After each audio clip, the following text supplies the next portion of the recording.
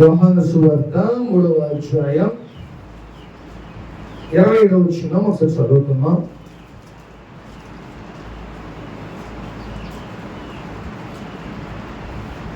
యోహాను సువార్త 3వ అధ్యాయం 27వ వచనం. అందుకే యోహాను ఇట్లా నేను తనకు పరలోకము నుండి అనుగ్రహించబడితేనే గాని ఎవ్వడును ఏమియో పొందనేరడు. చాలు. హల్లెలూయా. ప్రియమైన దేవుని బిడ్డలారా, యోహానుతో దేవుడు మాట్లాడుతున్నాడంట. ఏమనంటే ఎవరైనా ఏదైనా పొందుకోవాలనంటే ఎక్కడి నుంచి పొందుకోవాలంటే ఇవన్నీ ఏమండి పరలోకం నుండి అవి పొందుకోవాల్సిందే. అంతేగాని ఎవరు కూడా మనం ఏదేదో అనుకొని ఏదేదో సంపాదిద్దాం ఏదేదో చేద్దామంటే అది అయ్యే పరిస్థితులు కాదు. అందుకే యోహానుతో అంటాడు దేవుడు, ఎవరైనా ఏదైనా సరే పొందుకోవాలనంటే అది పరలోకం నుంచి అనుగ్రహించబడితేనే కానీ ఎవరు కూడా అవి పొందుకోలేరు. అంటే ఇప్పుడు ఎక్కడి నుంచి మనం పొందుకుంటున్నాం, ఎక్కడి నుంచి మనకి అవసరతలు తీరుతున్నాయి అని అంటే ఆ దేవాది దేవుడు మనకి అవసరతలు ప్రతి ఒక్కటి. ఎందుకంటే మన దేవుడు ఏం చెప్తున్నాడంటే మన తల వెంట్రుగా రాలటం కూడా ఆయన చిత్తమై ఉంది. అర్థమవుతుందా? మన తలస్నానం చేస్తా ఉంటే జుట్టు రాలిపోతా ఉంటుంది. అయ్యో మా జుట్టు రాలిపోతుందా అనుకుంటా ఉంటాం. ఆడవాళ్ళు అయితే పర్లా, మగవాళ్ళు అయితే బట్టలు వచ్చేస్తారు, బాధపడతా ఉంటాం. ఆ ఒక ఎంట్రుక రావటం కూడా అది దేవుని చిత్తమై ఉందని దేవుని యొక్క లేఖనాల ద్వారా తెలియజేస్తున్నారు. ప్రేమ దేవుని బిడ్డ, అంటే ప్రతి విషయం కూడా ఆయనకి తెలియకోకుండా ఏది కూడా ఈ లోకంలో జరగకుండా ఉండదు. ఆయన ఏదైనా తెలిస్తేనే అవి జరుగుతాయి. మనం చాలాసార్లు అనుకుంటూ ఉంటాం, అరే మనం ఒక పని చేయాలనుకుంటాం కానీ అది కాకుండా ఇంకోటి జరిగింది అని మనం అనుకుంటా ఉంటాం. ఇవన్నీ దేవుడు ఆల్రెడీ ముందే మనకి సెట్ చేసి ఉంటాడు. అందుకే మనం ఏది కూడా మన సొంత బలముతోనో సొంత జ్ఞానముతోనో సొంత శక్తితోనో మనం ఏదో చేస్తున్నాం అనే విషయం అది పక్కన పెట్టేయాలి. ఎందుకంటే ఎవరైనా ఏదైనా పొందకూడని ఎడల అది పరలోకం నుంచి వస్తేనే తప్ప ఎవరు కూడా ఏది కూడా పొందుకోలేరు. కానీ లోకంలో మనం బట్టికి ఏమనుకుంటా ఉంటాం, మనమే సంపాదించేసుకుంటున్నాం, మనమే పని చేస్తున్నాం, ఆ పని దేవుడికి పోతే ఏమన్నా మనం పని చేసుకోలేం. అసలు దేవుడు ఆరోగ్యం అవ్వకపోతే ఏ పని కూడా చేయలేం. ప్రేమ దేవుని కూడా. కాబట్టి దేవుడు మనకి ప్రతీది కూడా ఆయనే. అది ఏదైనప్పటికీ మనకి అన్ని కూడా ఆయనే మనకి అనుగ్రహిస్తాడు. ప్రేమ దేవుడు. అది స్పిరిచువల్ గా అవ్వచ్చు, లేకపోతే ఈ లోకపరమైన అయినా అవ్వచ్చు. అంటే ఆత్మీకంగా ఏది నువ్వు పొందుకోవాలన్నా అది వరాలు అవ్వచ్చు, లేకపోతే పరిశుద్ధాత్మలు అవ్వచ్చు. ఇంకా ఆత్మీయంగా నువ్వు ఏది పొందుకోవాలన్నా లేకపోతే శారీరకంగా నువ్వు ఏది పొందుకోవాలన్నా అది దేవుడు ఇస్తేనే తప్ప నీకు ఏది కూడా అనుగ్రహించబడదు. ప్రేమందేవుడు. అంటే ఆ స్పిరిచువల్ గా అంటే ఆత్మానుసారంగా నువ్వేదైనా పొందుకోవాలంటే బాప్తిజం తీసుకున్నావు, ఇప్పుడు పరిశుద్ధాత్మ పొందుకోవాలంటే ఎక్కడి నుంచి వస్తున్నాయి? కొనుక్కుంటావా? అది దేవాది దేవుడు మనకు అనుగ్రహిస్తేనే. లేకపోతే వరాలను పొందుకోవాలి, అది ఎవరిస్తారు? అది దేవుడు ఇస్తేనే. కాబట్టి స్పిరిచువల్ అయినా కూడా నువ్వు ఏది పొందుకోవాలన్నా అవి పరలోకం నుంచి దేవుడు మనకు అనుగ్రహిస్తేనే తప్ప మనం ఏమి కూడా పొందుకోలేం. ప్రేమ దేవుడు. అందుకనే మనం చాలా మంది బైబిల్ గ్రంథంలో ఉంది, కొంతమంది రథాలు చూసి అతిశయపడతారంట, కొంతమంది ఆ గుర్రాలు చూసి అంటే మనకున్న డబ్బునో లేకపోతే మనకున్న ఆస్తినో లేకపోతే మనకున్న సమస్తాన్ని చూసి మనం ఏమనుకుంటా ఉంటాం, ఆహా ఇదంతా మనదే, మనమే పెద్ద రాజులమో లేదా మనమే కింగ్లు అని అనుకుంటా ఉంటాం. కానీ ఒకనాటికి అన్ని కూడా గతించిపోతాయి. అందుకనే దేవుడు ఆయన అనుగ్రహిస్తేనే అది ఏదైనప్పటికీ. కాబట్టి నువ్వు ఏది పొందుకోవాలన్నా అది ఆత్మీయ సారం అవ్వచ్చు, లేదా శరీరపరమైన పరమైన అవ్వచ్చు, ఏదైనా కూడా దేవుడు నీకు పంపిస్తేనే తప్ప అది నీకు అనుగ్రహించబడవు అని క్లియర్ గా దేవుడు యోహానుతో మాట్లాడుతున్నాడు. ప్రేమ ఒకసారి చదువుదాము మళ్ళీ. అందుకు యోహాను ఆ, ఇట్లా నేను తనకు పరలోకము నుండి అనుగ్రహించబడితే అనుగ్రహించబడితేనే గాని ఎవ్వడును ఏమియు పొందనేరడు. ఎవ్వరు కూడా ఈ లోకపరంగా ఏది కూడా దేవుని చిత్తం లేకోకుండా మనం ఏది కూడా పొందుకోలేం.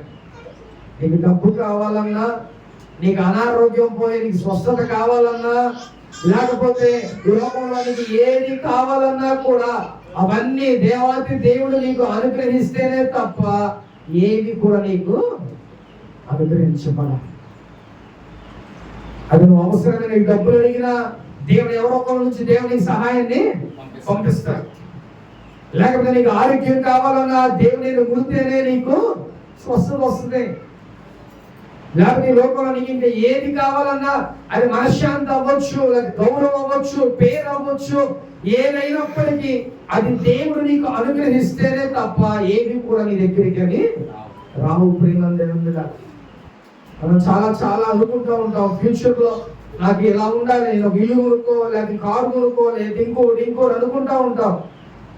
అవన్నీ దేవుడు ఇస్తేనే తప్ప మన జీవితంలో ఏవి కూడా రావు. దేవుడు అన్ని మనకు సెట్ చేసి ఉంటాడు, అన్ని ముందుగానే రాసి పెట్టి ఉంచుతాడు మనకు అన్ని. కాబట్టి ఈ లోకంలో నువ్వు ఏది సంపాదించుకోవాలన్నా, నీకు నువ్వు ఎలాగ ఉండాలన్నా కూడా అవన్నీ దేవుని యొక్క చేతిలోనే ఉంటాయి. ఆయన అనుగ్రహిస్తేనే మనకు అనుగ్రహించబడతాయి, లేకపోతే మన వల్ల అవదు. ప్రేమ దేవుని మీద హల్లెలూయా. చూద్దాం ఒకసారి అదే యోహాను సువార్త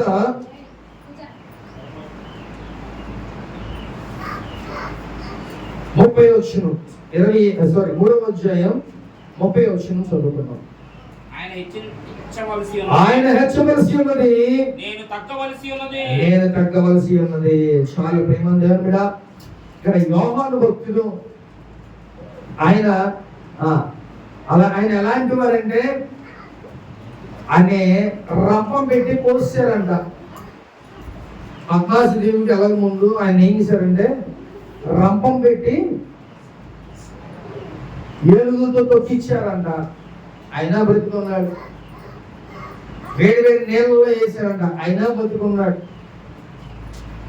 ఇవన్నీ దేవుడు ఆయన పక్షాన ఆ ఏనుగు తొక్కాక వెళ్ళినా బతికే ఉన్నాడంట. దేవుడు రాబోయే రోజుల్లో ఏమేమి ఉన్నాయో అవన్నీ తెలియజేసి రాయటానికి, ప్రకటన గ్రంథం అంతా రాయటానికి ఆయన అలా బ్రతికుంచి పద్మాసు దీవుల్లో పెట్టి ఆయన చెప్పటం, ఈయన రాయటం. అలాగా అంత గొప్ప వ్యక్తి. రేపు రాబోయే రోజుల్లో రాకడ గురించి, లేకపోతే రాకడ సూచనలు ఇవన్నీ కూడా ప్రకటన గ్రంథంలో రాయబడి ఉన్నాయి. ఇవన్నీ యోహాను భక్తుడు ఇవన్నీ రాశాడు.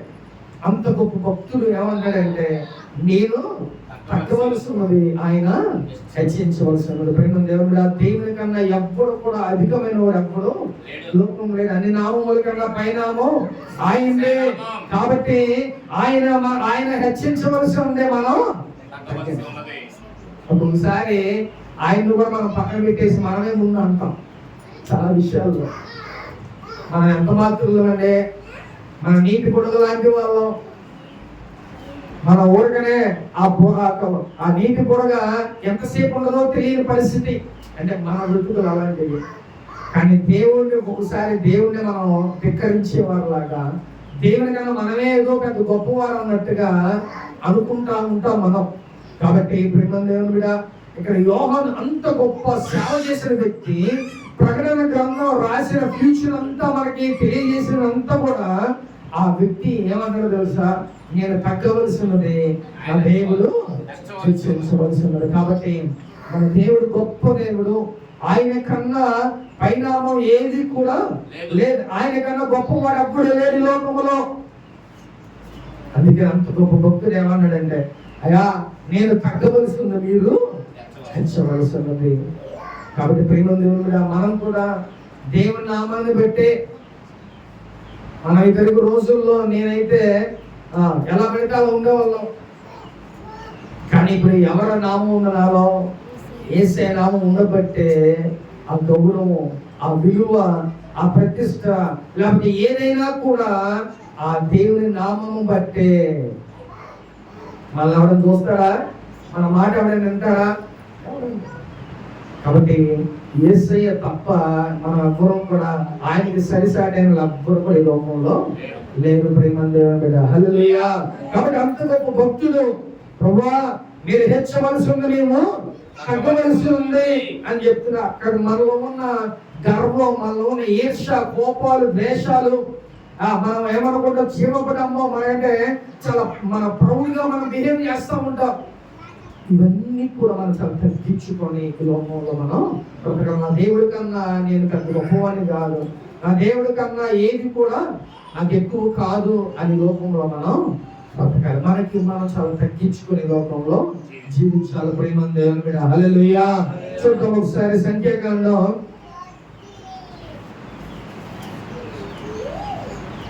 సంఖ్యాకాండం 11వ అధ్యాయం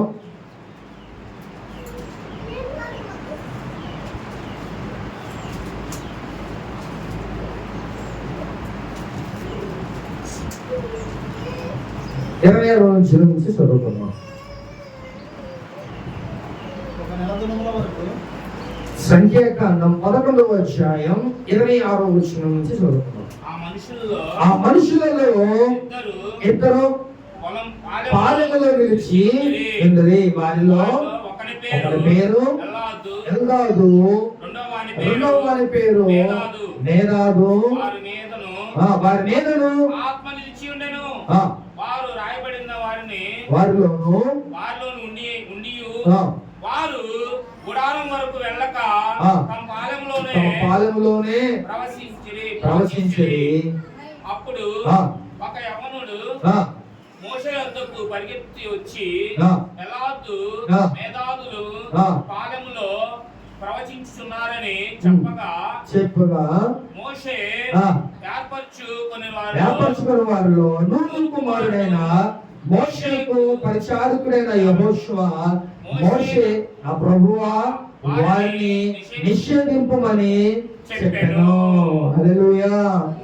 ఇక్కడ మనం చదువుకున్న వాటిలో ఎల్దాదు, మోదాదు అని ఒక ఇద్దరు వ్యక్తులు ఉన్నారు. వీళ్ళు గుడారములో ఆ పాలెంలో ఏం చేస్తున్నారంట? వాళ్ళు ప్రవచించడం మొదలు పెట్టారు. అంటే పరిశుద్ధాత్మ దేవుడు వాళ్ళని తాకగా వాళ్ళు ఏం చేస్తున్నారంట? ప్రవచిస్తున్నారంట. ప్రవచించడం అంటే తెలుసా? ప్రవచన వరం తెలుసా? జరగబోయేది ముందే ప్రవచనం చెప్తా. పరిశుద్ధాత్మ శక్తి పొందుకుంటే దేవుడు అనేకమైన వరాలు ఇస్తాడు. 9 వరాల్లో ఇది ఒక వరం. ప్రవచించారంట వీళ్ళిద్దరు వ్యక్తులు. అయితే ఒక యవనస్తుడు వచ్చి యెహోషువకి చెప్పాడంట, అయ్యా వీళ్ళిద్దరూ ప్రవచిస్తున్నారంట అని చెప్తే యెహోషువ ఏం చేశాడు తెలుసా?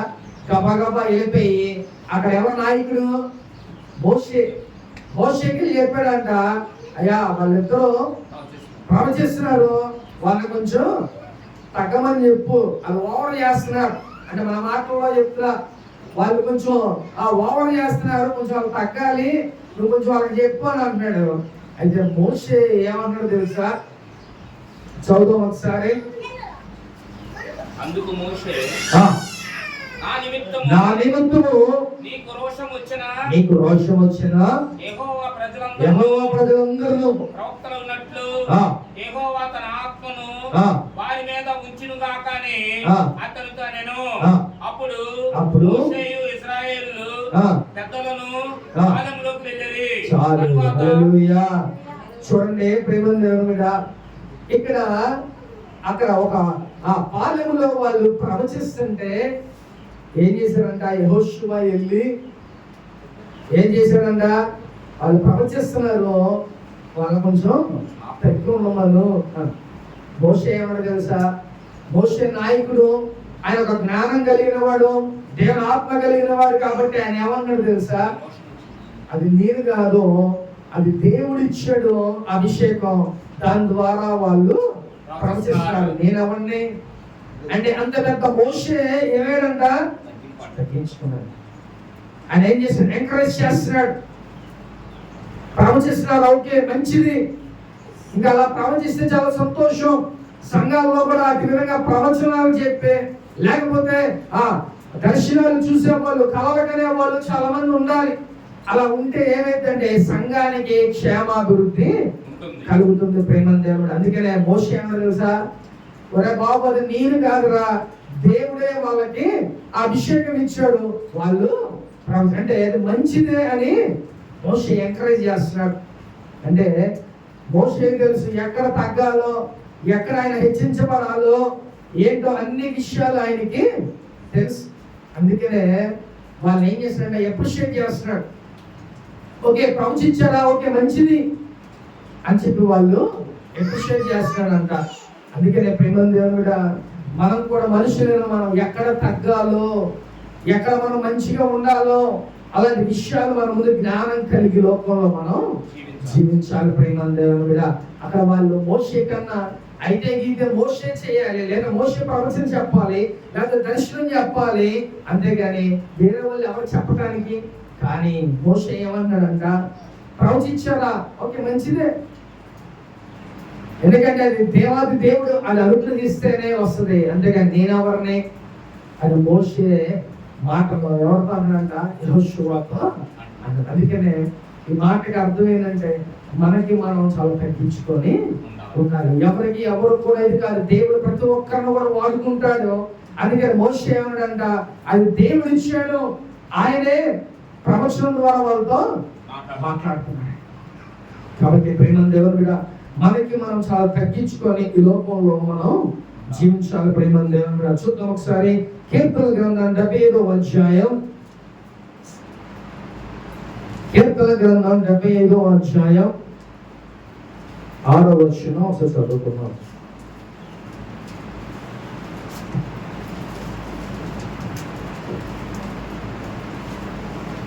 తూర్పు నుండినైనను పడమటి నుండినైనను అరణ్యం నుండినైనను హెచ్చు కలదు. దేవుడే తీర్పు తీర్చువాడు, ఆయన ఒకరిని తగ్గించును, ఒక్కరిని హెచ్చించును. చాలు. హల్లెలూయా. మన దేవుడు ఏం చేస్తాడంట, ఆయన ఏదైనా చేయగలడు. ఒకరిని హెచ్చిస్తాడు, అలాగే ఒకరిని తగ్గిస్తాడు.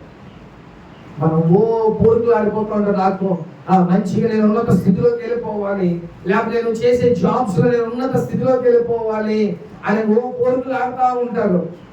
కానీ ఇక్కడ ఏం మాట చెప్తున్నాడు దేవుడు, ఎవరినైనా ఒకరిని హెచ్చించాలంటే నేనే, ఎవరినైనా ఒకరిని తగ్గించాలంటే అది కూడా నేనే. కాబట్టి మన దేవుని చేతుల్లో అన్ని ఉన్నాయి. అందుకే నువ్వు ఎవరిని అప్రోచ్ అవ్వాలి, ఎవరిని రీచ్ అవ్వాలి, దేవుని దగ్గరికి వెళ్ళి ప్రభువా నన్ను నువ్వు హెచ్చించు అని చెప్పి నువ్వు ప్రార్థన చేస్తే దేవుడు నువ్వు ఉన్న స్థితి నుంచి దేవుడు నిన్ను పైకి తీసుకువెళ్తాడు. అందుకని అవన్నీ దేవుని యొక్క చేతిలో, మన కాలగతులన్నీ దేవుని చేతిలోనే ఉన్నాయి. ఒకరిని హెచ్చించడానికి అయినా ఆయనకే సాధ్యం, ఒకరిని డౌన్ చేయాలన్నా అది కూడా ఆయనకే సాధ్యం. ప్రేమ దేవుడా, మనకు మనం అనుకుంటాం చాలా వర్క్ మంచిగా నేను చేస్తే నాకు మంచి పొజిషన్ వస్తుంది, లేకపోతే నేను మంచిగా పని చేస్తే మంచి స్థితిలోకి వెళ్తా అని అనుకుంటాం. కానీ నిన్ను హెచ్చించాలన్నా లేకపోతే నిన్ను డౌన్ చేయాలన్నా అవన్నీ కూడా దేవుని చేతిలోనే ఉంటాయి. ప్రేమ దేవుడా, అందుకని దేవుడు ఒకరిని హెచ్చిస్తాడు, ఒకరిని తగ్గిస్తూ ఉంటాడు. కాబట్టి దేవుని బిడ్డలుగా మీరు ఎలా ఉండాలంటే హెచ్చించే జీవితంలో ఉండాలి. ఎందుకంటే మన దేవుని చేతులు అన్నీ ఉన్నాయి. నువ్వు ఆయన అడిగితే నేను దేవుడు హెచ్చించే స్థితిలోకి దేవుడు నిన్ను తీసుకెళ్తా ఉంటాడు. కాబట్టి మన దేవుడు గొప్ప దేవుడు, ఆయన దగ్గర సమస్తము కలదు. నువ్వు ఏది అడిగితే అది చేసే దేవుడు. ప్రేమ దేవుడుగా, కాబట్టి నా దేవుడిని నువ్వు అడిగితే దేవుడు గొప్పగా నిన్ను హెచ్చిస్తాడు. ప్రేమ దేవుడుగా. హల్లెలూయా. కాబట్టి ఇక్కడ ఏం చెప్తాడు, దేవుడే తీర్పు తీర్చువాడు, ఆయన ఒకరిని తగ్గించును, ఒకరిని హెచ్చించును. ఆయన లోకంలో ప్రతిదీ తీర్పు తీర్చువాడు, హెచ్చించువాడు, ఒకరిని తగ్గించువాడు. ఎవరినైనా ఆయన చేసేది ఆయనే. నిన్ను ఉన్నత స్థితిలో తీసుకెళ్లాలన్నా ఆయనే, నిన్ను మళ్ళీ పరాజయాలన్నా కూడా ఆయన. యోగుని ఏం చేశాడు దేవుడు, గొప్పగా ఆయన హెచ్చించాడు. ఆ ఊజు దేశంలో అంత ఉన్నత స్థితి కలిగిన వాళ్ళు ఎవరు లేరు. మళ్ళీ ఏం చేశాడంట, సాతానుతో ఛాలెంజ్ చేసి మళ్ళీ డౌన్ చేశారు. అలాగే మళ్ళీ ఏం చేశారంట, రెండింతల ఆశీర్వాదాన్ని దేవుడు. అంటే దీని అర్థం ఏంటి, అన్ని కూడా ఆయన చేతిలోనే. ఏది కావాలన్నా, నిన్ను ఉన్నత స్థితిలో ఉంచాలన్నా, నిన్ను డౌన్ చేయాలన్నా, మళ్ళీ నిన్ను రేస్ చేయాలన్నా పైకి, అవన్నీ నా దేవుని చేతిలోనే ఉన్నాయి. ప్రేమను దేవుని. హల్లెలూయా. ఇప్పుడు నువ్వు హెచ్చించబడాలని అంటే నువ్వు ఎవరి దగ్గరికి రావాలి, దేవుని దగ్గరికి రావాల్సిందే. దేవుని అడగాల్సిందే, ప్రభువా నన్ను హెచ్చించు, నన్ను ఆశీర్వదించు అని అంటే తప్ప మనం ఆశీర్వదించబడడానికి ఛాన్స్ లేదు. యెహోషువ గంట దేవుడు ఏం చేశాడంటే తన పేరునంతటిని నలుదిశలా వ్యాపింపచేశాడు. యెహోషువ ఏదేదో చేస్తే అవుతాడా? అవును. నలుదిశలా వ్యాపింప చేయడం అంటే తన పేరునంతటిని నలుదిశలా ఆయన వ్యాపింపజేశాడు. అదంతా స్ప్రెడ్ చేశాడు ఆయన పేరుని. దేవుడు చేయకపోతే మనం ఏ పార్టీ వాళ్ళం ప్రేమ దేవునిగా మనం ఏది చేయాలన్నా దేవుడు మనకి తోడుగా ఉండే నడిపిస్తే తప్ప మనం ఏ స్థితిలోనైనా మనం ఉండలేం. అందుకనే నువ్వు ఆర్థికంగా, నువ్వు ఆత్మీయంగా నువ్వు ఎదగాలనంటే కంపల్సరిగా నా దేవుడే నిన్ను హెచ్చించాలి. అంతే తప్ప మన వల్ల అయితే కాదు. కాబట్టి మనం ఏం చేయాలంటే, మనం ఈ స్థితిలో ఉంటే దేవా నన్ను ఆ స్థితిలోకి నన్ను తీసుకెళ్ళవా, నన్ను ఉన్నత స్థితిలోకి నన్ను లేపు ప్రభువా, నా కాలగతులన్నీ నీ చేతిలో ఉన్నాయి కాబట్టి నన్ను బ్లెస్ చేయి, నేను ఉన్నత స్థితిలో ఉండాలని నువ్వు కోరుకుంటే, యోగుని ఎలాగైతే ఆయన దేవుడు మళ్ళీ తిరిగి రెండంతలుగా ఆశీర్వదించాడో అదే విధంగా నీకు నన్ను కూడా దేవుడు గొప్పగా హెచ్చిస్తాడు. ప్రేమ. అందుకనే ఒకరిని హెచ్చించాలన్నా నేనే, ఒకరిని తగ్గించాలన్నా కూడా నేనే. కాబట్టి ఈ రోజు నుంచి నువ్వేం ప్రార్థన చేయాలి, ప్రభువా నన్ను హెచ్చించువా, నన్ను బ్లెస్ చేయవా, నేను ఈ స్థితిలోంచి ఇంకొంచెం పైకి వెళ్ళాలనుకుంటున్నా, నన్ను బ్లెస్ చేయవా ప్రభువా అని నువ్వు ప్రార్థన చేస్తే దేవుడు నిన్ను కంపల్సరిగా బ్లెస్ చేస్తాడు. ప్రేమ దేవుని మీద. హల్లెలూయా. కాబట్టి ప్రేమ దేవుని మీద మన కాలగతులన్నీ ఆయన చేతిలో ఉన్నాయి, మన సమస్తం ఆయన చేతిలో ఉన్నాయి. మనమే అనుకుంటాం, నేను పనికి వెళ్తే డబ్బులు సంపాదించుకున్నా నాకేంట్లే అని అనుకుంటా ఉండొచ్చు. ఆ పనిని కాక చేసేవాడు కూడా ఆయనే. ప్రేమ. ఆ పని చేసుకోవడానికి ఆరోగ్యం ఇచ్చేది కూడా ఆయనే. సర్వ శరీరులకు ఆరోగ్యం ఇచ్చేవాడు ఆయనే. కాబట్టి ఆ ఆరోగ్యం అనేది నీకు లేకపోతే నువ్వు సంపాదించుకోవడానికి వెళ్ళటానికి పని ఏవి కూడా రావు. అందుకనే ఏదైనా సరే లోకంలో డబ్బు అవ్వచ్చు, ఆరోగ్యం అవ్వచ్చు, ఏదైనా కూడా నా దేవుడు ఇస్తేనే నీకు అనుగ్రహించబడింది. ప్రేమ దేవుడు. హల్లెలూయా. అందుకే యోహాను అన్నాడు, పరలోకం నుంచి ఏదైనా వస్తే తప్ప ఎవరికి ఏది కూడా చెందదు. ప్రేమ దేవుడు. ఆయన ఇవ్వాల్సిందే, ఆయన దగ్గర నుంచి మనం పొందుకోవాల్సిందే. అలా ఉంటేనే దేవుడు మనకి చక్కగా మనకి ఏది కావాలన్నా అది మనకి దేవుడు అనుగ్రహిస్తాడు. ప్రేమ దేవుడు. హల్లెలూయా. చూద్దాం ఒకసారి ఇర్మియా గ్రంథం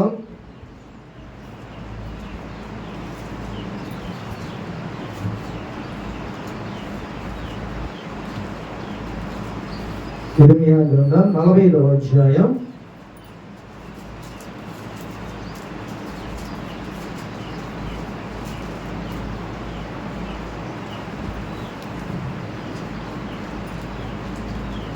45వ అధ్యాయం 5వ వచనం చదువుతున్నాం. నీ నిమిత్తము నీవు గొప్ప వాటిని వెతుకుచున్నావా? ఎదగవద్దు. నేను సర్వ శరీరుల మీదకి కీడు రప్పించుచున్నాను. అయితే నీవు వెళ్ళు స్థలములన్నిటిలో దోపుడు సొమ్ము దొరికినట్టుగా నీ ప్రాణములకు నీవు ఇచ్చుచున్నావు. ఇదే యెహోవా వాక్కు. చాలు. హల్లెలూయా. నీ నిమిత్తమును గొప్ప వాటిని వెతుకుచున్నావా? వెతకవద్దు. నేను సర్వ శరీరుల మీదకి కీడు రప్పించుచున్నాను. అయితే నీవు వెళ్ళు స్థలములన్నిటిలో దోపుడు సొమ్ము దొరికినట్లు నీ ప్రాణమును నీకు ఇచ్చుచున్నాను. ఇదే యెహోవా వాక్కు. ఇర్మియాతో దేవుడు మాట్లాడుతున్నాడు. ప్రేమ దేవుని బిడ్డ, నువ్వు ఏదైతే వెతుకుతున్నావో, నువ్వు ఏది పొందుకోవాలన్నా అవన్నీ దేవుడు ఇవ్వాల్సిందే. అందుకనే మత్తయి సువార్తలో ఏం చెప్తున్నాడు? మీరు వెతుకుడి నీకు దొరకను, తట్టడే నీకు తెరవబడను. కాబట్టి మీరు వెతికితే కంపల్సరిగా దొరుకుతుంది. కాబట్టి నువ్వు మొట్టమొదటిగా ఏం చేయాలి? దేవుణ్ణి వెతకాలి. డబ్బుల్ని, బంగారాన్ని, స్థలాలు, లేకపోతే పొలాలు, లేకపోతే ఆస్తుపాస్తులు కాదు నువ్వు వెతికేది. మొట్టమొదటిగా నువ్వు దేవుణ్ణి వెతుకు. అందుకని ఏమంటున్నాడు? మొట్టమొదటిగా నా నీతిని, నా రాజ్యాన్ని వెతకండి, అప్పుడు మిగతావన్నీ అవి మనకే వచ్చేస్తాయి.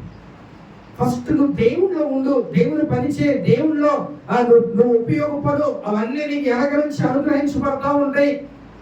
అంతేగాని నువ్వు మొట్టమొదటిగా నీ నీతిని, రాజ్యాన్ని, దేవుని రాజ్యాన్ని వెతకపోతే మనకి ఏమొస్తాయి?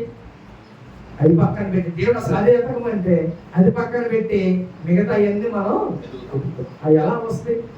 కానీ నువ్వు మొట్టమొదటిగా దేవుని నీతిని, రాజ్యాన్ని నువ్వు వెతికేవనుకో, మిగతావన్నీ ఆయనే మనకి పంపిస్తాడు. ఈరోజు నువ్వు ఏం వెతుకుతున్నావో ఒకసారి జ్ఞాపకం చేసుకో. ప్రేమ దేవుని మీద చక్కగా దేవుడు ఇస్తేనే వస్తాయి అని ఈ రోజు మనతో దేవుడు మాట్లాడుతున్నాడు. అది ఏదైనా కూడా పరలోకంలో నుంచే దేవుడు మనకి అనుగ్రహించబడాలని అంటున్నాడు. కాబట్టి మనం ఏం వెతుకుతున్నాం? ఈరోజు ఎటుపోతున్నాం? మనం దేవుని వెతుకుతున్నామా? ఒకవేళ నిజంగా నువ్వు దేవుని వెతికేవారిలాగా ఉంటే మిగతావన్నీ నీ వెనకాలి ఆయనే పంపిస్తూ ఉంటాడు. నీకు ఏ నీడో, నీకు ఏ అవసరం ఉందో ఆ అవసరతలన్నీ కూడా ఆయనే మనకి వెనక నుంచి ఒకటి అన్నప్పుడు మన అవసరతలన్నీ ఆయనే తెలుస్తూ ఉంటాడు. ప్రేమ దేవుని బిడ్డ, హల్లెలూయా. కాబట్టి ఈరోజు నువ్వు ఏం వెతుకుతున్నావు? ప్రేమ దేవుని బిడ్డ, చక్కగా ఆయన నీతిని, ఆయన రాజ్యాన్ని మనం వెతక, అప్పుడే మిగతావన్నీ కూడా అవి ఏదైనా అవ్వచ్చు. ఈ లోకంలో నీకు కావలసిన ఆశీర్వాదాలన్నీ కూడా ఆయన మనకి నీకు ఒకటి అన్నీ కూడా పంపిస్తూ ఉంటాడు. కాబట్టి ఈరోజు దేవుడు మనతో ఏం మాట్లాడతానంటే, ప్రేమ దేవుడుగా నీ జీవితంలో ఏది కావాలన్నా కూడా అది ఎవరు పంపించాలంట? ఆయనే మనకి పంపించాలి. ఒక్కొక్కసారి మన జీవితంలో ఎలాంటి సాక్ష్యాలు ఉంటాయంటే, నాకు అర్జెంట్ 10,000 అవసరం, నేను ప్రార్థన చేస్తున్నా, ఎవరో ఒకరు వచ్చి అలాగా తీసుకొచ్చి ఇచ్చేస్తారు. అదేంటిది? దేవుని సహాయం. ఆయన పంపించకపోతే మనం ఏం చేసినా కూడా అవ్వకు. ఒక్కొక్కసారి ఒక 10 మందిని అడిగినా, 20 మందిని అడిగినా కూడా ఎవ్వరు కూడా ₹1 కూడా ఇవ్వరు. అలాంటి టైంలో కరెక్ట్గా నిక్కా మూమెంట్లో లాస్ట్ టైంలో దేవుడు మనకి సహాయాన్ని పంపిస్తాడు. ఆయన పంపించకపోతే మనకి అక్కడ కూడా ఏ సహాయం కూడా దొరకకపోయిన దేవుని మీద.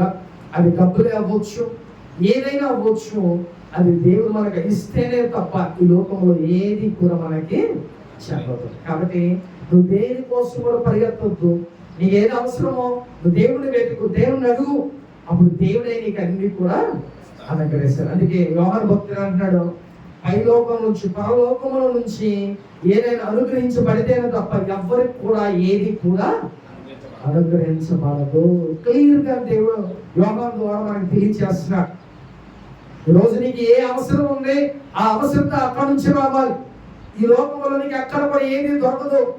ఆయన నీకు సెట్ చేస్తాడు, ఆయన నీకు పంపిస్తాడు, అప్పుడు అవన్నీ కూడా నీకు అనుగ్రహించబడతాయి.